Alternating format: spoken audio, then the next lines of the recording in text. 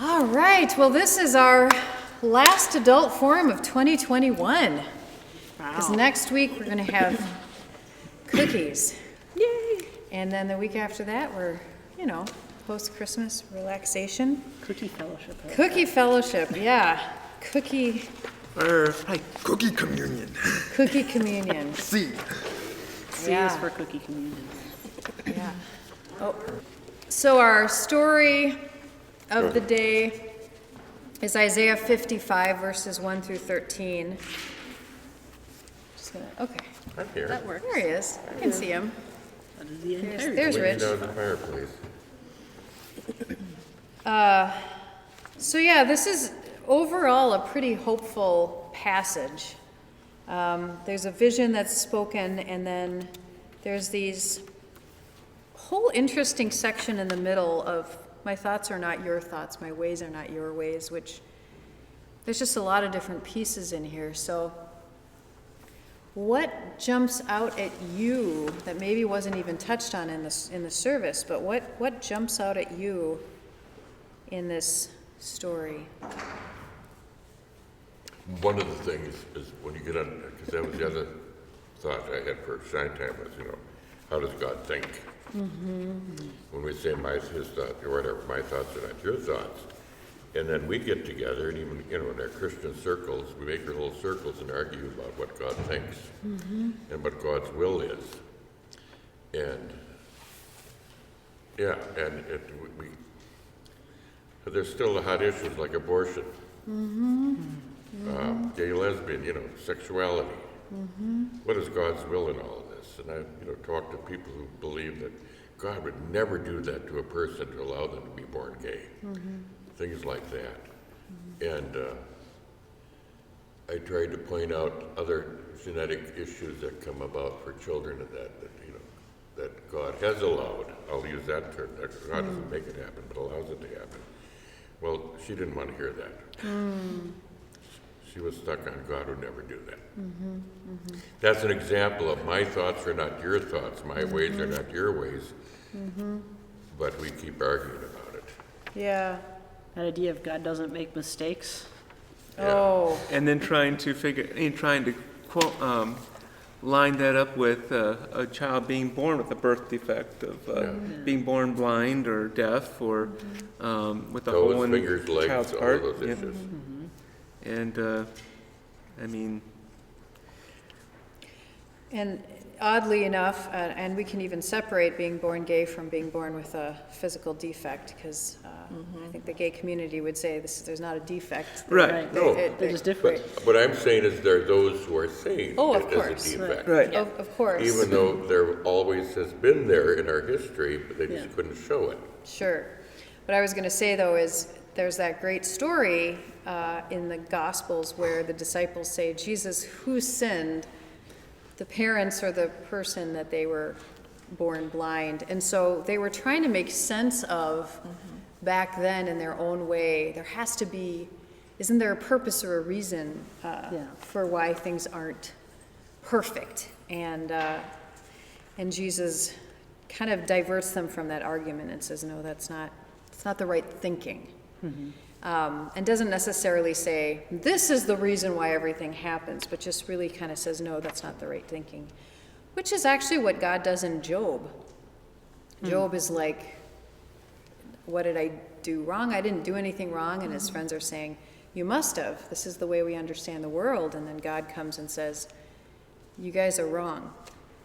Yeah. No further explanation. Helpful. Just like you're wrong for thinking he's being punished because he did something. Yeah. And so, to discern then what God's intentions are can be difficult. Perhaps Yeah. even impossible. I mean, your Yeah. thoughts are not my thoughts. Yeah, We it's the can't age-old understand. question of why does God allow bad things to happen? Yeah. I mean, to your point in the book of Job, that book starts off with it's sort of a wager between God and the devil, and and I bet you he's going to crack if we put this pressure on him. And okay, he hasn't cracked it, but I bet if we push him a little bit further, and And of course, poor Job has no awareness of what's going on there. I mean, we talk about we try to explain that the adversity gives us better new perspectives and gives us challenges to overcome. But in this case, poor Job was just, according to the story, the subject of this almost game between good and evil, and we have no perspective on what this is coming from. It maybe nothing at all. Even it's just a roll of the dice. Yeah, so this kind of invites us to a little bit of humility in realizing that, it's one metaphor is sort of a professor of calculus talking to a kindergartner who's trying to just get frustrated with basic math and trying to help. And then how humorous it would be if the kindergartner goes, "Oh, I get it now. I'm as smart as you." Sure. I can do 2 plus 2. Yeah, you figured that bit out, but there's a lot more. So having humility when we're talking about theology, what is talking about God is important. And God's will. God's will. But then we get clues, right?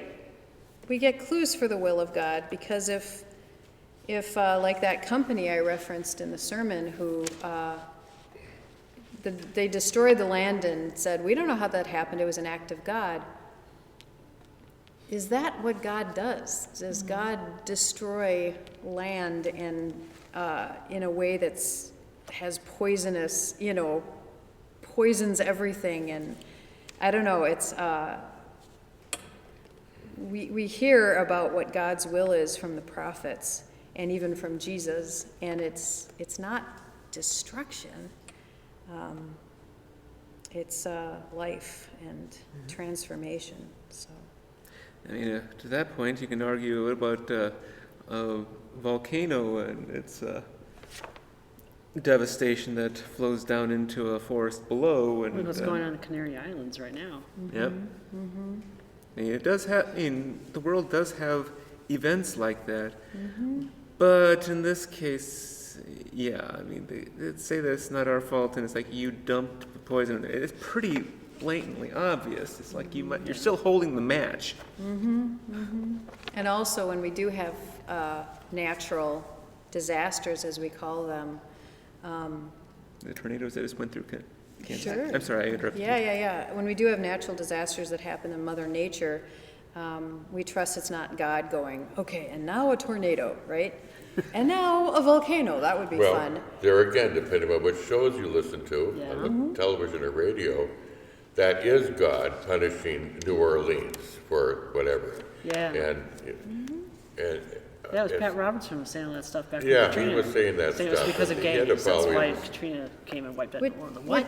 Yeah. Yeah, which is Why? interesting because, again, Jesus, the one that we're supposed to be following, says that's not the way God works multiple times. So I don't know why we cling so hard to punishment when Jesus' entire life, not only the cross, says that is no to that whole perspective. But what I was trying to say is the processes of Mother Nature are in a cyclical renewer. Where there's destruction, it sometimes fuels a new kind of life.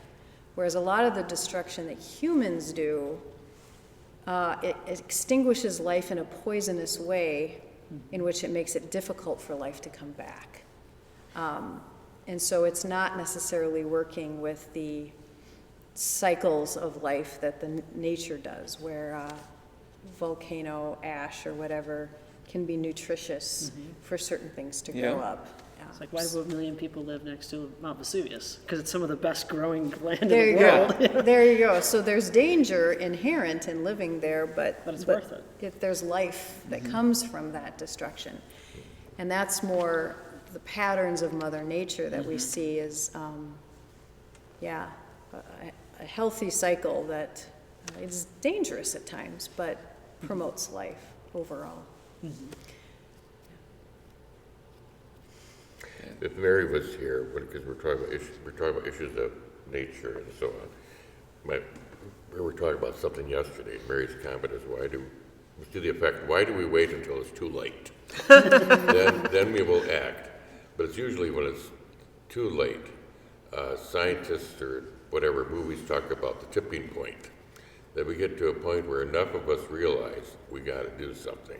And there's those who are sounding alarms, rightly or wrongly, and then we go into a long scientific study and then claim, oh, there's no problem here. And then 20 years later, there was a problem. I mean, it's a matter of pain points, and humanity is much like the cells of an organism, and you get the nerve cells receiving the pain for the more observant people who are plugged into nature, and then there are the cells that are making the decisions, those in power of the regions, the governments and the companies who are paying for the lobbyists who are informing the government officials. Yeah. And there's the benefit of, or pleasure, if you will, of the money coming in and finding that inflection point where, is this too hot or can I stay in this pool or this tub a little bit longer until finally someone comes out scalded. Yeah. Well, now we're getting to an area where I'm of a mind, and I agree with some of those, we're becoming, what is it called, plutarchy, where the money rules. That's become, in my lifetime, that appears to be more and more the case. The money will rule. Yeah. And even though General Motors, when I grew up, there was a saying, what's good for General Motors is good for America. Okay, we had sayings like that, and well, General Motors is tanked, whatever, and can't get, whatever. It's not what it used to be. And we still hold on to these old ideas, and I think it's for the issues that you raised in the message. You said other issues, but it's us, me. And if I'm the one with the $12 million salary, I will call the shots. And if I promise the investors you will see a 5 or 6% gain in your investment over the next 6 months, you'll give me a raise too then, because I promised, whatever. You see what I mean? Yeah. And too often those CEOs and corporations are only looking to the next 6 months for the next the next report of their finances, and not looking to the long term. Correct. And again, the circles that we've created for ourselves, and depending on which circle you are in, I mean, to some degree, even us as pastors are in it, with our retirement investments, but we have a choice to have our investments as social responsibility and the filters. And my problem with that, no offense to our powers that be in our church, is that this world is such a network of spider webs. Yeah. We are never free. That doesn't mean, but we can't make the effort. Right. Yeah. I think as long as we're making the effort, in general, it's going to trend in a good direction. You can't have an investment that is absolutely guaranteed to be perfectly socially just and not benefiting the wrong people or anything like that. Yeah. Because it's just so interconnected. And because the wrong people and the right people do depend on one another, even if they don't want to admit it. Yep. So I think you're right. As long as we're trying, Yeah. it will trend us the right way. The question is, will it trend us the right way fast enough for what we're looking at? We can but hope. Yes. We can have faith. Yeah. I think it's important to remember that the goal isn't perfection.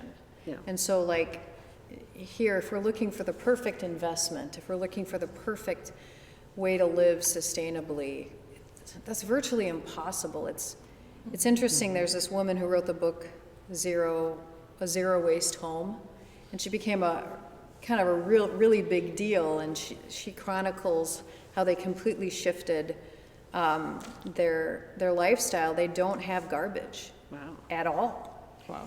That is impressive. Yeah, and she says, though, they're still criticized by environmental people because her family of origin is from France. She grew up in France, and they will occasionally fly to France to see her family. Right. But that gas. of the plane, so her entire lifestyle is built to be completely sustainable and carbon free. And she says you can never not be criticized about something. So you have to do what feels right to you. And we educate ourselves, and then we go with where the inspiration and that energy is. Knowing we're never going to be perfect, but if enough of us took in some of this inspiration and energy and felt free enough to make certain decisions, I really like that. Right now I'm at a stage of my life where most of my dollars can go to Lake Wind's co-op for grocery. That's not something I could have done 10 years ago. And it costs a lot more, but these are products that are local. Products are stamped humanely raised, and grass-fed. Here's a picture of the cow in its natural habitat, and it just makes you feel like this is a much better way to get our food, but you have to pay for it. Yeah. And so not everyone is in that position, right? And that's not a guilt trip. But it is nice, I feel good about that's one thing I can do, right? That's one thing I can do. Yeah. That's part is why the average person, even going to Cub, can't eat really healthy. Right. Yeah. Because if all we ate was good vegetables and fruits and made stuff from scratch, then we're consuming resources to cook it. But I mean, I'm getting too picky now. The idea is we can't afford it. Yeah. What I wanted to throw in is that you said it's not perfection, and it just chimed quickly in my head. It's not perfection; it is direction. Ooh, I like that. Which direction are we heading? And I think that's when you talk about Jesus showing us the way and so on. It's a direction of love, mercy, and grace. Yeah. And that means the next word that comes to my mind in my wordplay is embrace. That means I have to embrace all of you for that we factor. One of my comments out in the Marithics, I'm here today, is we're still stuck on me. And it's hard to say a we. And we all want to say, well, I didn't do that. Okay? And the idea of a collective, the other thing is that it's easy to get people against something. We can be fired up against a certain thing. I'll use an example again, like abortion. But we don't deal on what is the positive thing that we get hot on together, because we have so many ideas of what that is supposed to mean. And I think that's harder than to construct something for the we to move forward and get hot on together. It's like in the church. We like to build a building because it's tangible. We come to some degree of agreement. People get excited and say, look at our building. It happens in every congregation. They get their building and say, now we're a church, or something like that. When the church is intended to be our base for ministry of doing things, being somebody in the real world. But, this is the way it is to a large degree. So that's why we're still impressed with big buildings and so on and whatever. But back to the issue again, the we factor for justice, the we factor for what is right for more of us and less of us.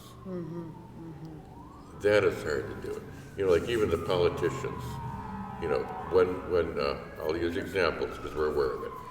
The senators that were retiring from Congress spoke their mind about a certain president. But they could, without any fear of political backlash, Only when their careers were over. because they were going to run again anyways. Yeah. And I'm sure they got their savings accounts and retirement accounts. They got their circle of friends that agree with them. But do you see what I'm getting at? Yeah. The ones that are up for election are treading a line. And they won't risk the we. It's about me. So that's just a point of view.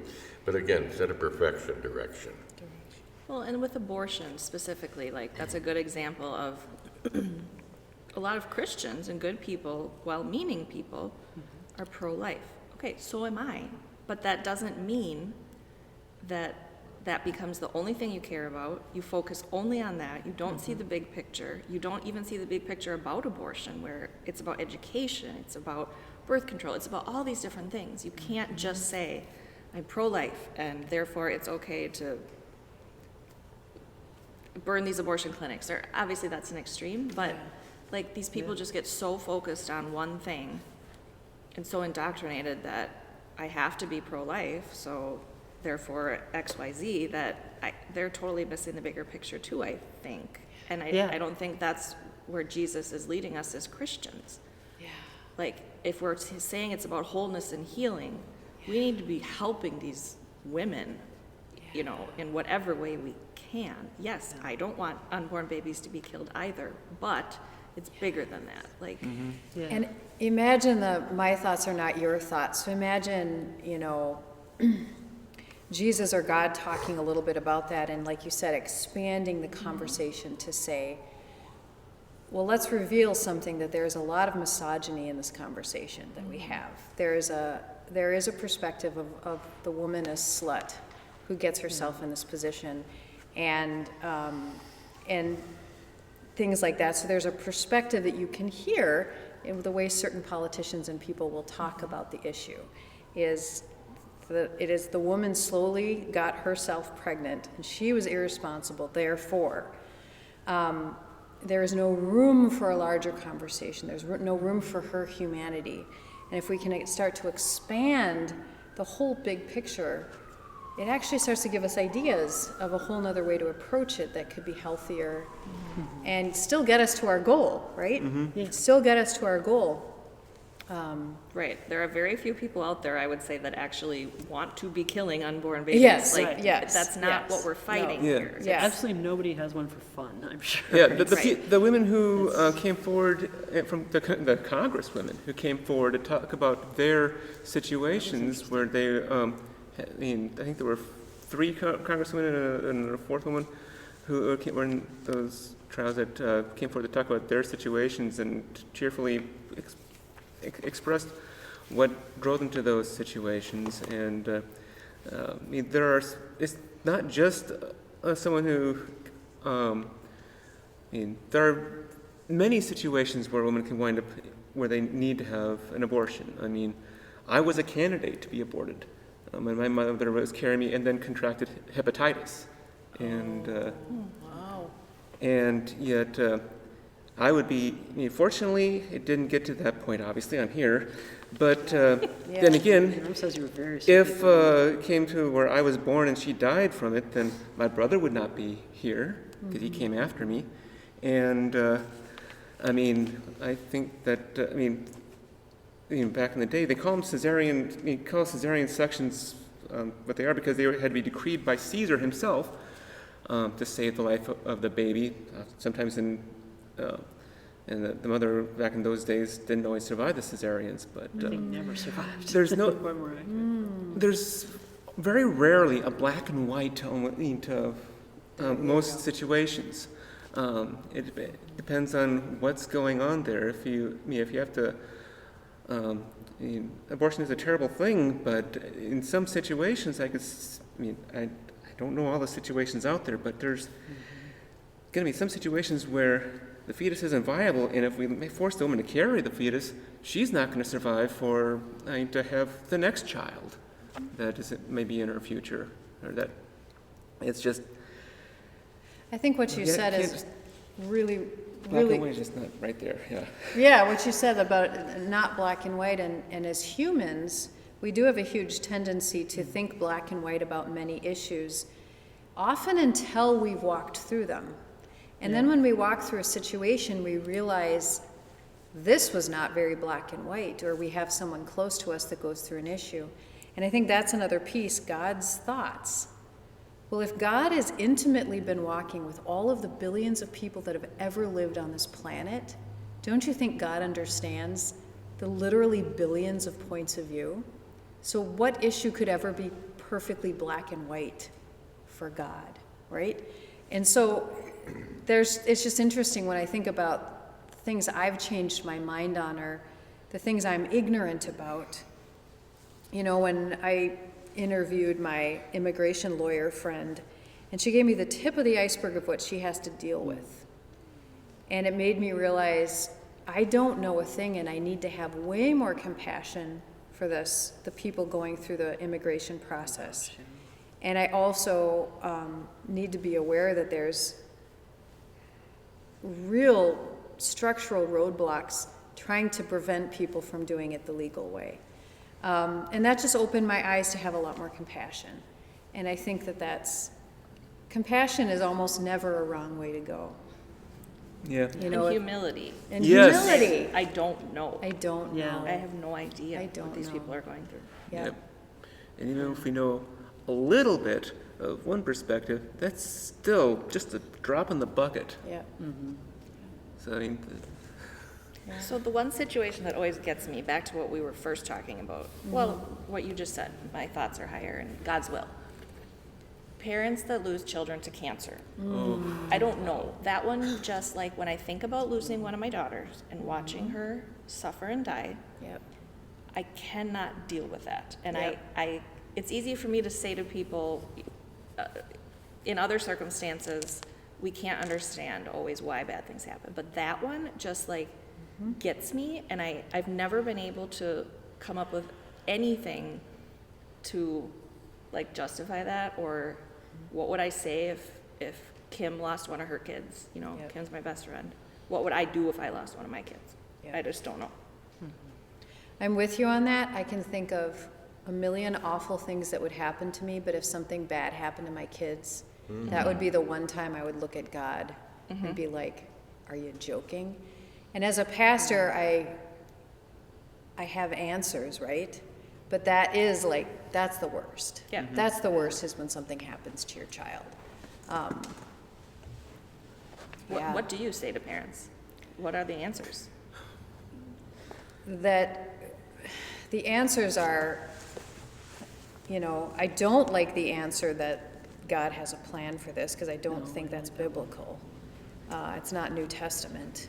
For some people, they have to believe that, and I would never take that belief away from them. Sometimes the right answer is, what makes you feel comforted? Because that, and for some people they say God needed another angel, and for them personally, that makes sense to them. I would never believe that. I'd be like, why does God take away my kid because God needs an angel? Like, No. bad words, right? no. Yeah.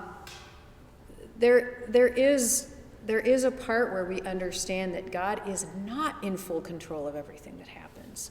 Yeah. That there are absolutely things that God does not wish to have happen.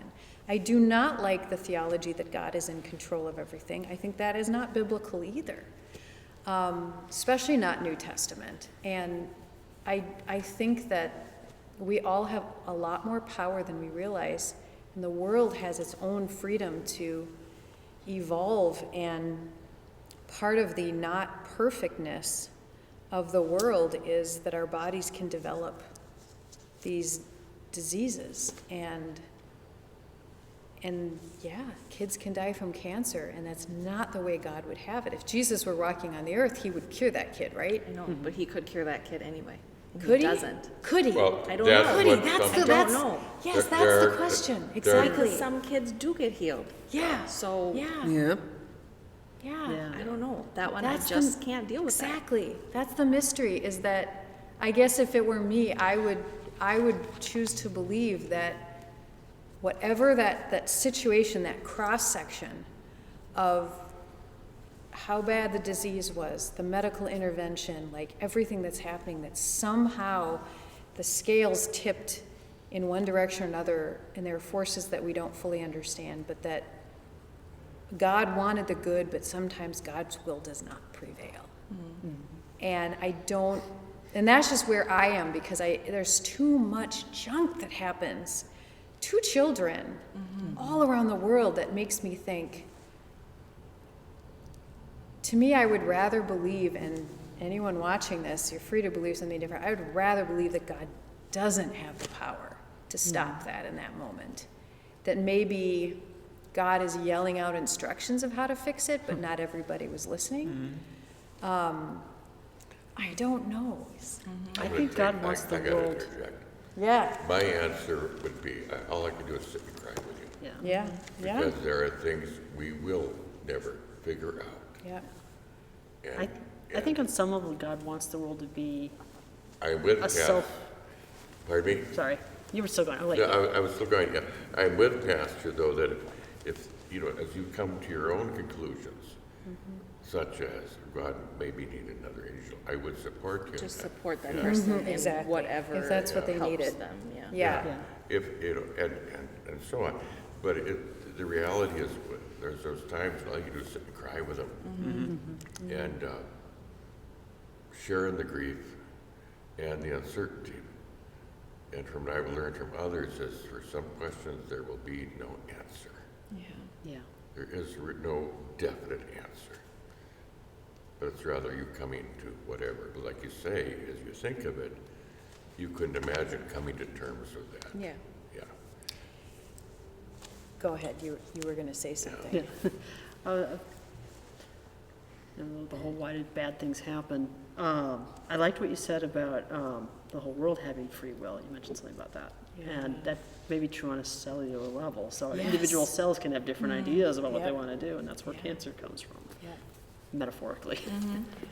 And I kind of think God, if he made the world intentionally as a very intentional act of creation, then he wanted it to be this way, where it can figure things out as it goes. And why would he meddle with that if that's what he wanted? I feel like, when he came into the world as Jesus, suddenly walking in flesh, it would have been very hard to resist the temptation to meddle. And that's probably why he healed people, because how could you not? When you're living as a human and you see someone hurt and you want to do something. Yeah. If I can throw something on there, I mean, through adversity, we have this narrow perspective of what we see and feel and hear and feel in our mortal lives. We've been taught in the Bible that there is something beyond our mortal lives, and it is through the adversity, our experiences as a human race, that we get directed.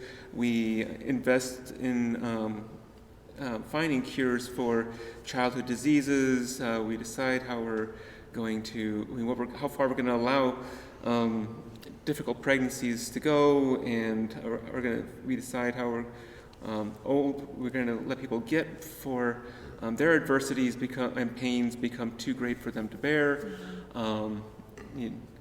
and we evolve as a society. God gave us free will. He doesn't just have, he's not just calling the shots for all of us to go, because otherwise there would have been no Hitler, there would have been no Holocaust, there would have been no sweatshops and children dying at young ages, and everything would be a Garden of Eden and all would have been well. We would have, and who knows beyond that.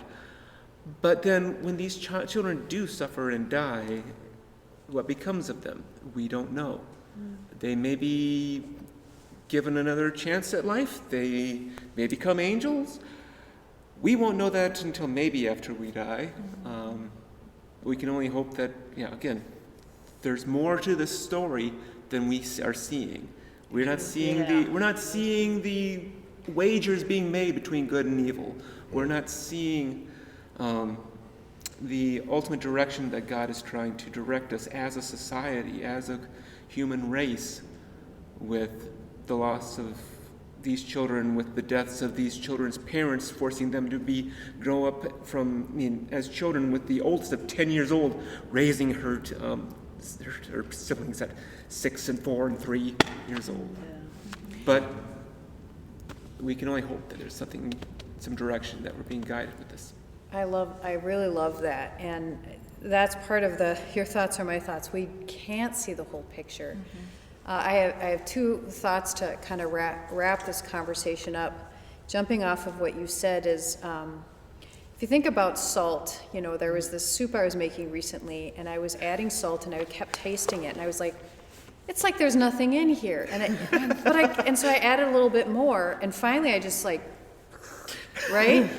And then I was like, finally, there's flavor in there. And I sort of felt like that final big, I'm going for it, was like what Jesus was. He was a very potent channel of God, Yeah. extremely potent, and we've had those kinds of people in the world.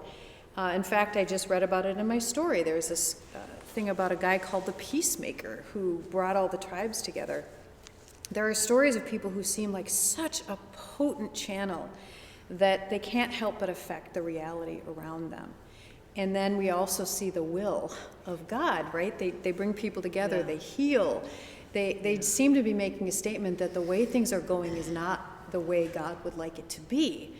And God is always looking for channels, right? And there's one guy I follow. He's just a sweetheart, and he's someone who has developed a real strong connection between himself and like angels, you might call it. And he talks with them, and one of the things he said is, he goes, "They told me they never thought the world was going to get this bad." It's sort of almost like with the free will, and then like, you know, the whatever you call them, whether they're guardian angels or guides or whatever on the other side who are helping, giving you advice and inspiring. They thought that method might work a little bit, and we started to go off the rails, and they're screaming, "Get back on the road!" and it's just the gap between our ability to listen and our ability to, you know, affect on this world in some ways felt out of proportion. And so one of the biggest prayers that I've been taught to say this year is sort of the make me a channel, right? Make me a channel of your peace. Make me a channel. Help me to be more potent in my understanding of my life, my own healing, but then also to affect as well. And I feel like at the end of the day, maybe that's the best we can do, is just to say, okay, the humility, I don't fully get it. And It's hard. yeah, I don't fully understand everything going on, but, you know, at least let me be a channel for the right side of things and to help be a little bit saltier, which is a great biblical image. It Jesus is. says you're It the is. salt. Be salty. Yeah. Be salty. So, well, thanks, everybody. Yeah, it got kind of deep, but it was It good. did. It was good. Good thoughts. Good thoughts. All right. Well, Thank you. rejoin in January. We're going to start as we traditionally do.